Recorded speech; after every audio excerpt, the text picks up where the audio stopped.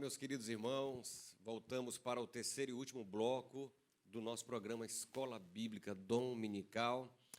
Agradecendo a Deus pela sua audiência, continue conosco. Estamos chegando já no finalzinho da nossa lição de hoje. Vamos para o tópico 3, que fala de Cristo, o nosso exemplo de exaltação. E aqui no subponto 1 deste tópico, a lição vai nos dizer que Cristo é as primícias dos que dormem.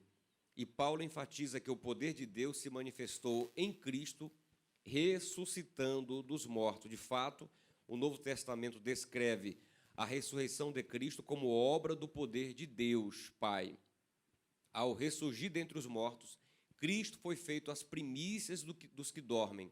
Assim sendo, a ressurreição de Jesus é a garantia de que seremos ressuscitados. Pastor Epaminondas, não tem como a gente não fazer um link aqui, quando se fala de ressurreição, do poder da ressurreição com a própria morte. E fazer essa comparação é interessante porque nos traz esperança. Me parece que a morte, ela continua sendo a coisa mais temida do ser humano, é a morte. Aquilo que me parece que o ser humano ele vai ter uma tentativa de sempre resistir ao poder da morte. Todos querem viver um pouco mais, todos lutam pela vida, a não ser que a pessoa esteja com algum problema muito sério, que esteja tirando as suas faculdades mentais, ela pede a morte. Mas a morte, ela é sempre resistida, de modo geral, pelo ser humano, porque ela é muito temida. Mas quando lemos esse texto sagrado, de que Jesus ele é a primícia dos que dormem e que o poder da ressurreição ele é uma garantia de que nós também ressuscitaremos, pastor Epaminondas, isso de fato nos traz mais esperança. Você pode falar um pouquinho para nós sobre essa questão de Cristo sendo a primícia dos que dormem e ainda do poder da ressurreição? De fato, a morte é uma grande inimiga e temerosa inimiga. Nós a temos como a nossa, inclusive, última inimiga a ser vencida. O Novo Testamento revela que a ressurreição de Cristo, na verdade, ela é a base do cristianismo. A ressurreição de Cristo é a base, inclusive, elementar do cristianismo. Toda a nossa fé está fundamentada na ressurreição de Cristo. Paulo disse, lá escrevendo aos Coríntios, no capítulo 15, na primeira carta, se Cristo não ressuscitou, é vã nossa pregação. Logo, o que Paulo está asseverando, está afirmando, é que a nossa vida cristã, a nossa fé, ela está fundamentada, pautada na doutrina da ressurreição de Cristo. E a ressurreição de Cristo revela o poder de Deus sobre a morte, que é a nossa inimiga temerária. E o poder de Deus, revelado através da ressurreição de Cristo, demonstra que a morte ela será vencida de uma vez por todas na segunda vinda de Jesus. Para aqueles que creem em Cristo, para aqueles que são de Cristo, né? Conforme disse Paulo aos Coríntios, capítulo 15, versículo de número 23. Pastor marido, nós temos no Antigo Testamento 3 exemplos de pessoas que foram ressuscitadas, ou seja, que morreram e voltaram a viver. O poder de Deus sobre a morte. No Novo Testamento também nós temos o próprio Senhor Jesus utilizando-se deste poder de Deus para ressuscitar pessoas. O próprio apóstolo Pedro e o próprio apóstolo Paulo também foram usados por Deus para então estarem exercendo o poder de Deus sobre a morte. E vejam que quando Paulo diz aos Coríntios, capítulo de número 15, verso 23, eu quero até ler, ele diz o seguinte, cada um, porém, por sua própria ordem, Cristo, as primícias, depois os que são de Cristo na sua vinda. Então vejam, que Cristo foi o primeiro, daí a expressão primícias, Cristo foi o primeiro a ressuscitar dentre os mortos e não mais voltar a morrer. Nós temos os exemplos daqueles que foram ressuscitados, mas voltaram a morrer. e eles estão aguardando, pastor Marcos, o advento glorioso da segunda vinda de Jesus, por ocasião do arrebatamento da igreja, quando todos os que morreram em Cristo ressuscitarão primeiro. Paulo, escrevendo ainda aos Coríntios, no capítulo 15, do verso 51 até o 58, Paulo nos traz esta revelação que traz esperança, que traz um gozo, uma alegria enorme para nós, os vivos, e para aqueles que dormem no Senhor, pastor Amarildo, porque ele diz que os vivos serão transformados e os que morreram em Cristo serão ressuscitados em um corpo glorioso, em um corpo transformado, em um corpo incorruptível. E aí, então, se dirá aquela frase que eu gosto tanto, eu amo esta frase que Paulo deixou escrito. Se dirá a palavra que escrita está: tragada foi a morte pela vitória. Onde está, ó morte, a tua vitória? Inclusive, pastor Epaminondas, o senhor comentando sobre algumas ressurreições no Velho Testamento, no Novo Testamento, e o caso de Lázaro se torna um exemplo desse poder, do poder da ressurreição. Lázaro não estava morto há um dia, há 2 dias, faziam 4 dias. Inclusive, as pessoas que estavam ao redor de Jesus Cristo chegaram a indagar Jesus Cristo, ou falar algo a Jesus, quando ele disse: tirai a pedra. Então, alguém, Marta, não é? Marta voltou-se para Jesus e disse: Senhor, já cheira mal, tem 4 dias.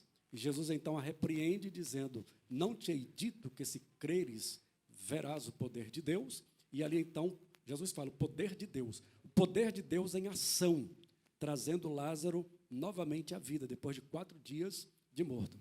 Há também uma passagem bíblica, e eu entendo, pastor Marcos, que sempre existiu e sempre existirá aqueles que não creem no poder da ressurreição. E nós vemos que Jesus passou por um momento como esse. Os saduceus, uma seita que havia em Israel, eles não acreditavam na ressurreição. E como que num tom irônico, querendo zombar de Jesus, eles então contam uma história para Jesus. Diz: Senhor, havia entre nós uma mulher casada, o seu esposo veio a falecer, então seu irmão foi dado a ela conforme a lei, para que suscitasse descendência.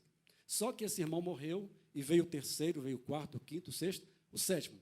Morreram 7, que foram maridos daquela mulher. Por fim, a mulher veio a falecer. Aí, num tom de zombaria, ele diz: na ressurreição, essa mulher vai ser de quem? Vai pertencer a qual dos 7? Jesus, então, os repreende, dizendo: errais, não conhecendo as Escrituras e nem o poder de Deus. Porque no porvir não se casa, nem se dá em casamento, mas serão como anjos do Senhor. Perfeito. E, através disso, todos os milagres, pastores, que a Bíblia nos conta de ressurreição, nós podemos ter em Cristo o grande exemplo. Aqui o apóstolo está dizendo o nosso exemplo de exaltação, porque ele, como disse o pastor Epaminondas, foi o que ressuscitou e não voltou a morrer, porque vive pelos séculos dos séculos, vive eternamente, na verdade, de eternidade é Deus. E dentro dessa perspectiva, ao ressuscitar, a nossa lição vai falar que Cristo é elevado à direita de Deus. Paulo reforça que, portanto, o poder de Deus quando da elevação de Cristo ao trono, pondo a sua direita nos céus. Aqui está em foco a ascensão de Cristo em referência à promessa messiânica, não é, pastor Epaminondas? Como a gente pode compreender essa expressão de Paulo, à direita de Deus? Ela é literal ou ela representa algo que o apóstolo Paulo quer que façamos, quer que entendamos? No Antigo Testamento haviam profecias sobre a vinda do Messias, o reino vindouro do Messias. E nós temos no Salmo de número 110 uma profecia, né, dos salmistas sobre este ato de Cristo Jesus ser elevado aos céus e estar à destra de Deus. Está escrito no Salmo de número 110. Disse o Senhor ao meu Senhor: assenta-te à minha direita, até que os teus inimigos sejam colocados debaixo dos seus pés. Então percebam que lá no Antigo Testamento já havia, esta profecia de que o Senhor Jesus seria elevado às alturas e estaria à destra de Deus. A destra de Deus, direita em profecia na Bíblia, a posição do lado direito, pastor Marcos, indica poder, indica autoridade, indica governo, indica, sobretudo, honra. Indica honra. O lado direito indica todas estas questões que eu coloquei aqui a vocês. E vejam que Paulo, no versículo de número 20, nos revela que Cristo, então, foi elevado às alturas. Me faz recordar que Estevão, o primeiro mártir da igreja, lá no capítulo 7 do livro de Atos dos Apóstolos, depois de ser apedrejado, quase morrendo, a Bíblia diz que ele levantou os olhos aos céus e, cheio do Espírito Santo, presta atenção, Estevão, cheio do Espírito Santo, ele contemplou Jesus em pé à destra de Deus.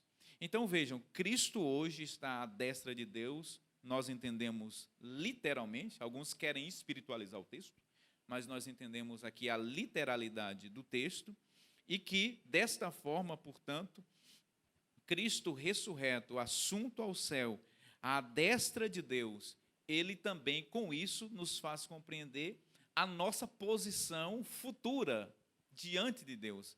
Se Cristo, o cabeça da igreja, está, pastor Marildo, à destra de Deus, nas alturas, Paulo, no capítulo 2, versículo de número 6, diz que ele nos faz assentar nos lugares celestiais. Se a posição de Cristo é à destra de Deus nas alturas, esta também é a posição do corpo dele, da igreja dele, do povo dele, dos santos, também nos lugares celestiais. Então, receba esta palavra.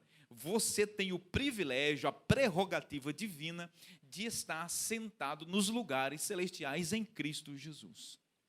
Jesus falou isso também para João, da ilha de Pátmos. Ele disse: ao vencedor, dar-lhe-ei que se assente no trono comigo, assim como eu venci e me assentei no trono com meu Pai.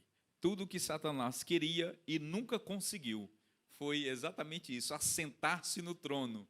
Mas este privilégio, pastor Marildo, muito bem lembrado pelo Senhor, é teu, é meu, é nosso, é da igreja. Nós nos assentaremos com Cristo no seu trono. Glória a Deus, bendito seja Deus.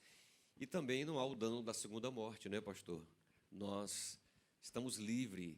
É interessante destacar que, dentro dessa perspectiva da morte, nós precisamos ter esperança. O apóstolo Paulo diz que nós não devemos nos entristecer como aqueles que não têm esperança.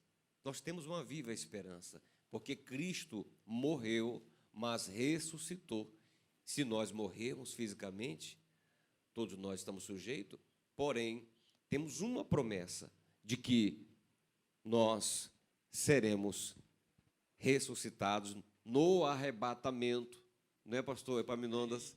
Que é o primeiro evento de uma série que contempla a segunda vinda de Jesus. Você pode talvez ter acompanhado aí uma das lives do pastor Epaminondas, e nós estivemos ali junto com ele, onde recebemos esse ensino a respeito da segunda vinda de Cristo, que é um assunto que caberia só num programa desses, né, pastor Epaminondas? Mas chegando ao final do nosso texto, pastor Amarildo,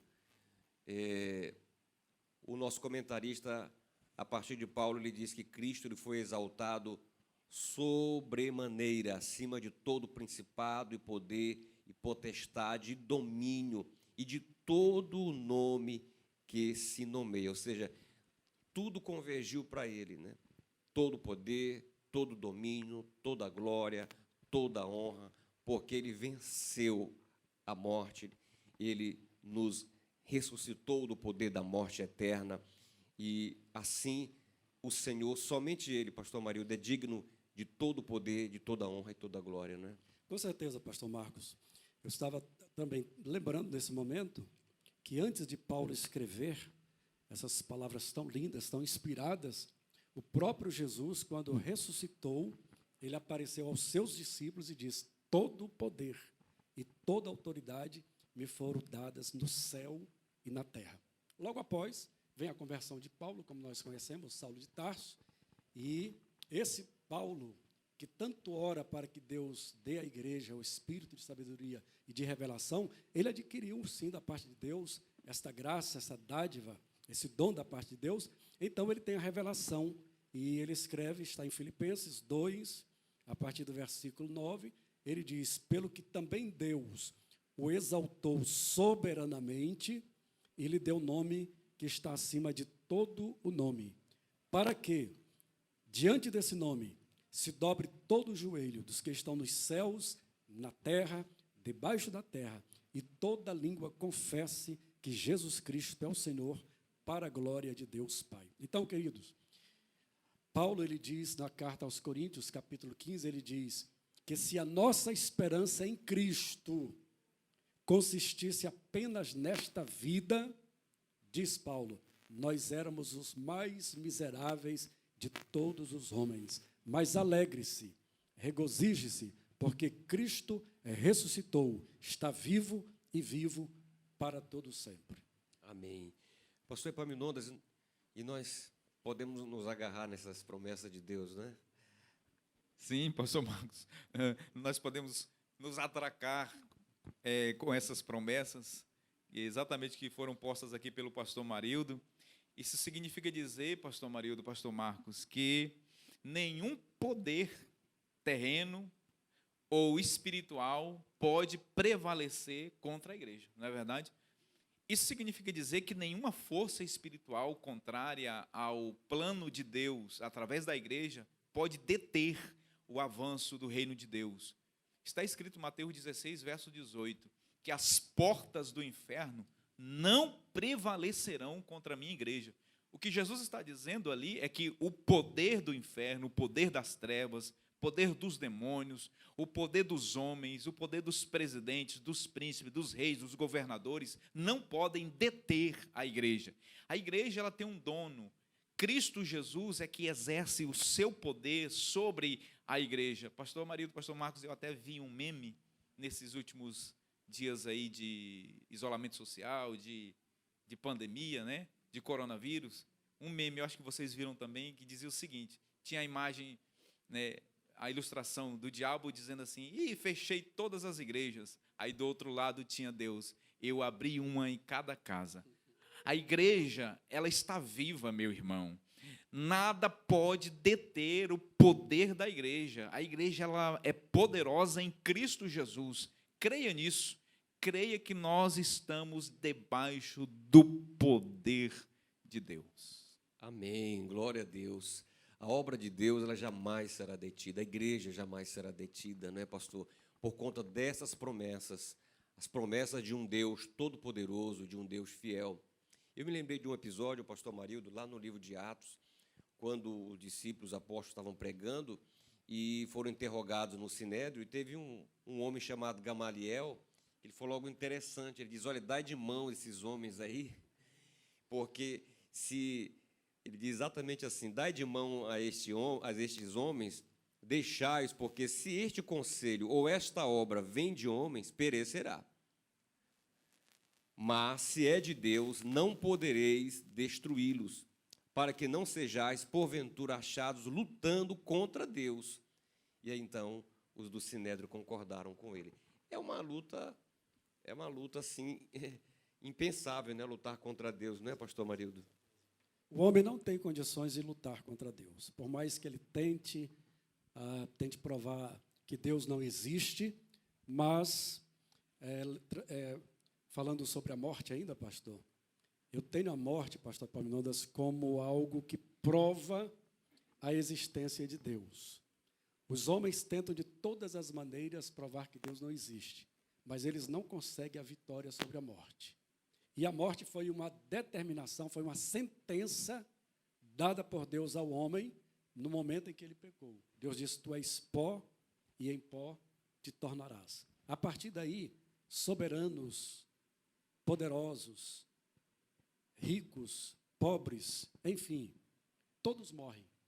E não se levanta um homem, um cientista, um sábio, capaz de encontrar algo que vença a morte. E nunca encontrará. Então, nós vemos até na morte a prova da existência de Deus. Aquilo que Deus falou prevalece. O homem não tem poder de lutar contra Deus. Eclesiastes diz, Salomão, no seu livro, ele diz que contra a morte não há peleja. Contra a morte não há armas. Contra a morte não existem os fortes. Todos perecem diante da morte. Mas alegremo-nos. Precisamos nos alegrar porque Jesus venceu. Ele venceu, ressuscitou, está vivo e nos dá a esperança da ressurreição. Em breve, os que morreram em Cristo ressuscitarão. Nós que estivermos vivos, e espero que isso aconteça logo, pastor, que a morte não tenha poder sobre nós, nós seremos transformados e então subiremos para estar para sempre com o Senhor Jesus. Glória a Jesus, bendito seja Deus. Meus irmãos, estamos chegando ao final do nosso programa de hoje, e aqui nós aprendemos bastante sobre a iluminação espiritual do crente, e na próxima lição, que é a lição de número 5, ela terá por tema Libertos do Pecado para uma Nova Vida em Cristo. Que você continue meditando na palavra, que você continue buscando esperança em Deus. Jesus está vivo. Eu falei com ele hoje, e ele já falou comigo aqui de várias formas. Jesus Maravilha. Está vivo, ele fala com você. Há esperança para o seu futuro. Os dias são maus, mas o Senhor é bom. O Senhor é bom. Então busque no Senhor esse refúgio, essa esperança, tá bom? E busque as boas notícias de Deus, as boas novas de salvação. Há boas notícias para você neste livro sagrado, a Bíblia. Busque na Bíblia e você vai encontrar esperança, você vai encontrar alento, tá bom? Em nome do Senhor Jesus Cristo. Vamos terminar orando, pastores? Talvez alguém está nos assistindo nesse momento e está com o coração preocupado, a sua alma não está em paz, talvez um parente seu está doente, está enfermo, talvez alguém está nos assistindo nesse momento na pior das condições, e nós queremos orar por você. Você que está triste, você que está preocupado com tudo que está acontecendo, nós queremos fazer um momento de intercessão pela sua vida, e eu quero que você feche os seus olhos, e junto com o pastor Epaminondas, nós vamos estar orando, apresentando a sua vida a Deus nesse momento. Pai das luzes, Pai bendito e Deus, nosso Senhor das nossas vidas e da nossa alma, bendito é o Senhor, bendito é o seu nome, e o seu reino jamais terá fim. Nós glorificamos o seu nome pela iluminação da sua palavra sobre nossas mentes e corações. Senhor, nesse momento de intercessão, neste momento em que nós levantamos as nossas vozes em direção ao trono da graça do Senhor para interceder por todos aqueles que estão agora nos assistindo, nossos irmãos, nossos alunos. Senhor, os abençoe, os guarde, os livre, os proteja com todas as bênçãos espirituais. Senhor, aqueles que estão agora preocupados, aqueles que estão com o coração aflitos, Pai, tem misericórdia, traz a esperança, traz, Senhor, a eles também, assim como trouxestes a nós a iluminação, Senhor, das riquezas, da glória e também da herança que temos em Cristo Jesus. Pai, aquele que está porventura enfermo, em um leito de hospital, ou mesmo acometido por esta pandemia que nós estamos vivendo, Senhor, eu te peço, em nome de Jesus, que o teu poder que opera em nós possa também operar em todos estes que agora nos assistem. No nome do Senhor Jesus, nós te agradecemos por tudo mais uma vez, nós te damos graças em nome de Jesus. Graças a Deus. Estamos terminando mais um programa, Escola Bíblica Dominical, contando com a sua audiência. Que Deus em Cristo te abençoe. Vamos terminar com louvor. Vamos ouvir a Nicole e o Harris adorando o nome do Senhor. Até o próximo programa.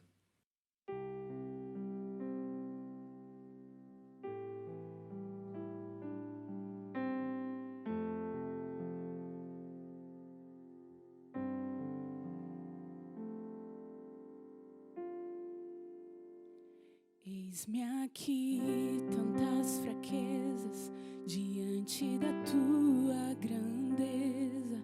O que se vê, o coração sente, o corpo responde, minha alma não mente. Sonda agora este coração, veja, Senhor, se não tenho razão.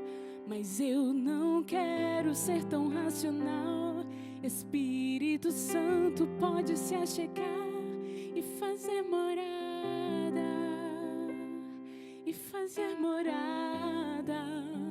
Espírito Santo mora em mim.